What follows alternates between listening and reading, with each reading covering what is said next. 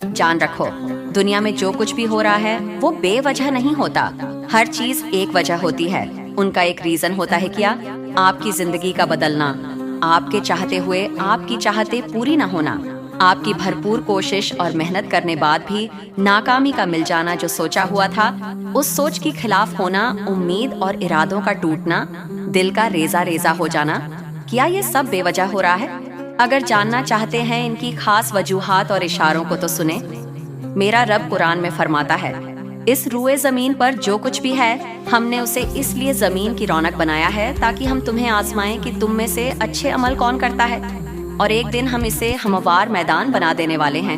سورہ آل عمران 27. حضرت علی راجی فرماتے، میں نے اپنے رب کو پہچانا، اپنے ارادوں اور چاہت کے ٹوٹنے پر کہ کوئی طاقت تو ہے جو ارادے کو بھی توڑ دیتی ہے، اور وہ اللہ ہے. جان رکھو، جو چیز آپ کی زندگی میں ہوتی ہے نا، اس کے پیچھے کوئی نہ کوئی مقصد ہوتا ہے. جب آپ اس حقیقت کو سمجھ لیتے ہیں تو آپ کی زندگی بدلنے لگتی ہے. ہر چھوٹی بڑے مسائل، ہر مشکل، ہر خوشی، سب کا ایک مطلب ہوتا ہے، ایک وجہ ہوتی ہے. سوچئے، کبھی آپ اپنے اپوائنٹمنٹ کے لیے لیٹ ہو گئے، یا کبھی اچانک جلدی جاگ گئے، آپ کی آنکھیں کھل گئیں. تو یہ چھوٹی چھوٹی باتیں بھی بنا وجہ نہیں ہوتی. ہر چیز اپنے وقت اور مقصد کے ساتھ وہ پروان چڑھتی ہے.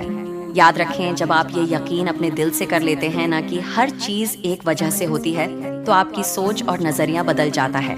جب ہم کسی مشکل یا پریشانی سے گزرتے ہیں، نہ تو وہ ہماری زندگی میں ایک مقصد سے آتی ہے، ہو سکتا ہے وہ ہمیں صبر سکھانے کے لیے آئی ہو، اور ہو سکتا ہے وہ ہماری تیاری کرا رہی ہو کسی بڑے مقصد کے لیے.